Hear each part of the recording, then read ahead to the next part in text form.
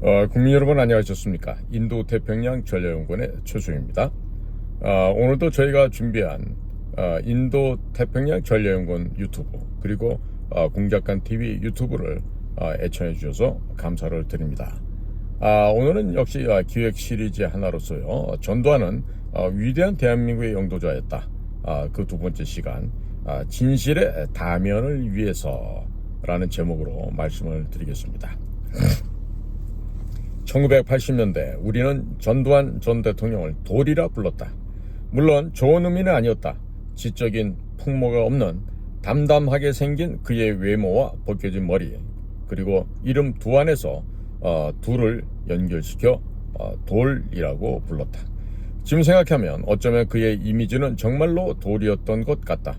돌처럼 강하고 돌처럼 우직하고 돌처럼 변하지 않는 사람. 전두환은 처음과 끝이 변함없이 한결같은 성격의 위인이었다. 그처럼 전두환은 솔직 담백한 성격을 지닌 무인 기질의 대통령이었다. 만약 모든 것을 제쳐두고 성격만으로 역대 대통령을 평가하라면 전두환은 가장 인간적인 사람이었을 것이다. 그는 자신을 배신하고 백담사로 보낸 노태우의 병문안을 간 사람이었고 사형 선고를 내린 김영삼이 장례식에 찾아갔을 뿐만 아니라 김대중이 장례식 때도 변함없이 예의를 갖춘 인물이었다. 사내 대장부답게 털 것은 털고 가는 그는 의리 또한 남다른 면이 있었다. 그런 그가 살인마라는 잔인하고 야비한 인간으로만 비춰진다는 것은 좌파의 소설적 각색이 동원된 결과라고 보아야 한다. 만약 그가 정말 잔인하고 야비한 인간이라면 아웅산 테러를 당하고 난 후 북을 가만 놔두지 않았을 것이다. 또한 정적 김영삼과 김대중을 어떤 식으로든 처치했을 것이다. 또한 그는 일반의 정치인들처럼 거짓말로 남을 현혹시키는 스타일이 아니었다. 어떤 일이 있어도 약속을 지키는 사내 대장부였고 세상을 솔직 담백한 시각으로 보는 남자였다. 세월호 사건 이전에 목사 유병은이를 위험하게 보고 거부한 사람이 바로 전두환이었다. 이러한 성격의 전두환은 우리 현대사에서 인상 깊은 두 가지 위대한 업적을 쌓아놓은 대통령이었다. 그 하나는 박정희 대통령께서 시작한 한강의 기적을 이어받아 경제를 완성한 일이고 또 하나는 대통령으로서 7년 단임 약속을 실천하여 평화적 정권 교체를 이뤄낸 일이다. 이 평화적 정권 교체가 바로 대한민국 민주주의 시작인 것이다. 그래서 영국과 서독의 정치인들은 재임 기간 중 안전보장상의 중대한 위기를 평화적으로 해결한 점과 한국 정치사상 처음으로 평화적 정권 교체를 실현하고 대통령직을 떠난 점을 들어 전두환을 노벨 평화상 후보자로 노벨위원회에 추천한 것이었다. 만약 그가 여느 독재자처럼 일신의 영화와 안녕만을 바란 사람이었다면 이 두 가지는 실현될 수 없는 주제였을 것이다. 어느 독재자가 나라와 민족의 풍요를 위해 모든 것을 내려놓고 경제에 집중했을 것인가? 그는 스스로를 무식한 자라 인정하였다. 그리고 경제 전문가에게 이 모든 일을 맡겼다. 모든 책임은 내가 진다. 나도 배우겠다. 당신들은 마음 놓고 경제를 완성시켜라. 참으로 전두환다운 단순 솔직한 리더십이었을 것이다. 그리하여 전두환은 임기 중 우리나라 경제를 반석 위에 올려놓았다. 지금도 경제학자들은 전두환 시대를 단군 이래 최대의 호황기였다는 평가를 한다. 그리고 누가 뭐라 해도 전두환은 단임 약속을 지켰고 그리고 평화로운 정권 교체를 이뤄냈으며 새로운 헌법을 만들어 현재 윤석열까지 무려 7대에 이르는 6공화국의 기초를 닦았다. 만약 전두환이 권력에 취하여 정권 연장을 꾀했다면 막을 수가 없었을 것이라는 것이 역사가의 판단이다. 그만큼 그는 강력한 통치 체제를 구축하고 있었고 민주화를 요구하는 시위 집회에 철퇴를 내렸을 만큼 강한 권력을 지니고 있었다. 실제로 6.29 선언 당시 측근들은 계엄령을 준비하고 있었다고 전해진다. 그러나 전두환은 계엄령을 내리지 않았다. 취임 초 두 번 다시 군을 동원하는 일은 없을 것이다 라고 한 약속을 지킨 것이었다. 그리고 국민의 요구에 부응하여 선호하던 내각 책임제에서 직선제로 결심을 굳혔다. 그리고 헌법을 개정하였다. 그의 전두환이 만든 헌법으로 우리는 윤석열 대통령까지 7명의 대통령을 탄생시켰다. 윤석열 정부가 제6공화국 7기임을 명심해야 한다. 필자는 정지학 씨입니다. 이 두 가지 면에 초점을 맞추어 전두환 전 대통령에 대한 세간의 평가를 바르게 잡고자 한다. 지금 쓰고 있는 전두환에 대한 살인마라는 일반의 평가를 거부하는 나의 반론은 오로지 대한민국의 미래를 위한 것이다. 전두환에 대한 이 두 개의 각각 다른 평가에 대한 문제를 풀지 않고는 대한민국은 과거의 족쇄에서 자유로울 수 없고 미래 또한 장담할 수 없을 것이기 때문이다. 다시 말하지만 단면만으로 존재하는 존재는 없다. 하나의 평면으로만 존재하는 존재 역시 절대 없다. 존재하는 사물의 절대성은 다면이다. 우리 삶에 영향을 미치는 모든 사물과 인생 그리고 추상적인 관념까지 존재하는 것은 모두 다면적이며 입체적이다. 앞과 뒤가 있으며 위와 아래가 있고 측면이 있다. 그리하여 그대가 그 무엇인가에 대한 정체를 정확히 알고자 한다면 우리의 눈에 보이는 한 면에서 생각을 멈추어서는 안 된다. 보이지 않는 저 뒤편의 것까지 살펴볼 줄 알아야 우리의 판단은 올바른 길을 가게 된다. 코끼리의 다리만 보고 기둥이라 주장하는 오류는 편견을 만들어낸다. 이러한 편견은 분열과 오해와 악을 조장한다. 편견은 선입견을 발생시킨다. 자신의 시각과 판단을 버리고 누군가의 판단에 쫓아가는 것. 어떤 선입견에 의해 자신의 시각과 판단을 버리는 것도 악을 지원한다. 그러므로 편견과 선입견 모두 올바른 판단과 진실에 반하는 악이다. 전두환을 바라보는 그대의 시각이 이렇다면 어찌해야 할 것인가? 전두환 전 대통령에 대한 일방적인 평가도 편견에서 출발한다. 5.18 당시 시민군을 향해 사격 명령을 내린 자로 추정하는 사람들이 많다. 그리하여 살인마라고 한다. 그러나 그 주장 역시 단면만을 바라본 편견이며 오류이다. 전두환, 그는 자존심 강한 무인이다. 그는 직선적이고 단순 솔직한 사람이며 의리를 철칙으로 삼고 살아온 사람이다.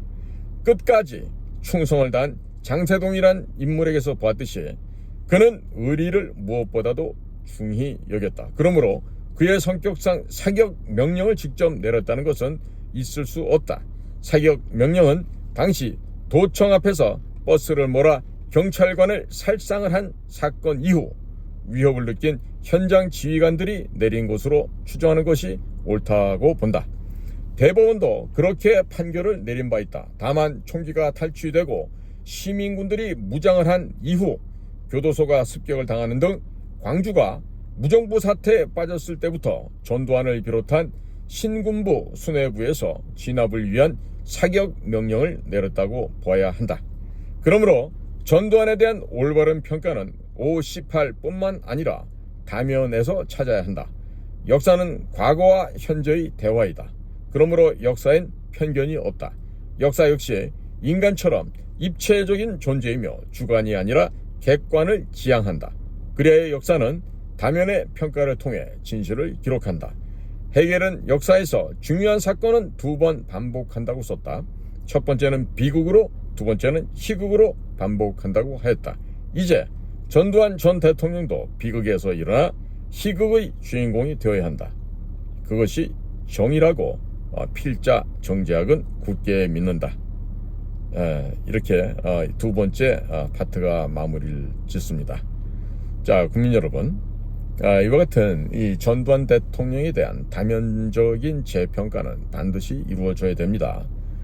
그리고 무엇보다도 민주화를 표방했던 김영삼과 김대중이가 얼마나 겉과 속이 다르고 양심이 없는 불량한 인성이 아주 지극히 수미양가로 할 때 가로도 평가할 수 없는 만큼의 저질인 자들이었어요. 실례로 박정희 대통령께서 고속도로를 닦으려고 할 때 농업을 중시해야 된다면서 우리가 그때도 계속 소쿠리 짜고 지게 만들고 살자는 얘기죠. 그러면서 고속도로 그 시공 현장에서 들어 누웠던 자가 바로 김영삼과 김대중이었어요. 그런 것들이 나중에 국민들을 우롱하고 사기치고 해서 대통령이 되면서 얼마나 많은 편의를 누려왔습니까? 그렇지 않습니까? 그러니까 지금도 늦지 않았습니다. 이거를 바로잡기 위해서는요, 문화체육부 정신 좀 차리고, 그 다음에 교육부 헛질할 그만하고, 지금 의대에 천착해서 거기에 몰입할 때가 아니야. 이 나라의 역사를 바로 세워야 된다고. 이념과 사상교육을 통해서 대한민국의 역사를 재조명해서 국민을 상대로 국민에 대한 역사교육을 시켜야 된단 말이야. 지금 최근에 사진으로 보는 6.25 사진첩이 나와 있잖아요. 한 개인이 할 일이 아니야 이게. 월드 피스 프리덤 유나이티드의 안재철 대표가 지난 24개 성상 동안에 이 일을 해온 거야.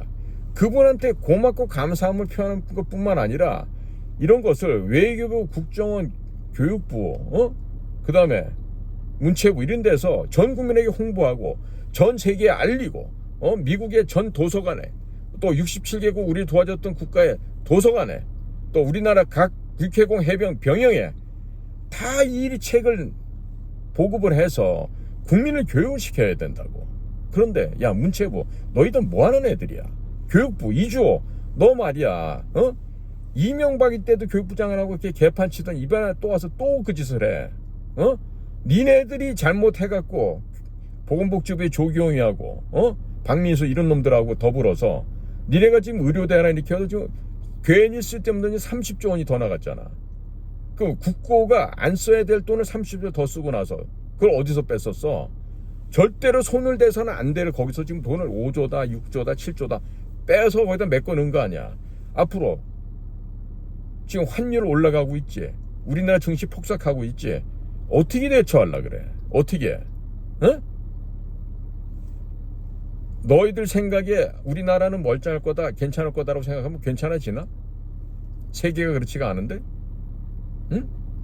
자, 외교 한번 무너지고 있어. 교육, 의료 무너지고 있어.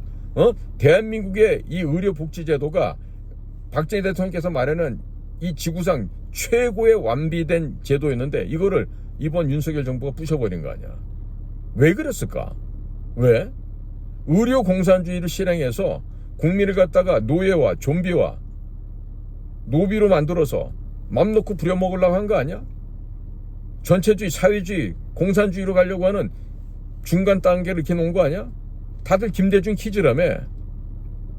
미국에서조차도 윤석열, 한동훈, 이원석 이 세 사람의 속성과 본질을 얘기하더라고. 뭐 문재인의 사냥개이자 문재인의 호위무사였다 이거야. 그러니까 미국에서 보는 것도 마치 문재인이가 윤석열에게 정권을 물려주기 위해서 대립하는 것처럼 쇼를 하고 연극을 해서 그렇게 해서 윤석열을 우파 진영에서도 인기를 얻게끔 만들어서 그렇게 해서 지금 대선을 갖다가 장난을 쳤다는 거 아니야. 지금 한동훈이가 대드는 꼴도 똑같은 데칼코마니라고 보면 되겠죠.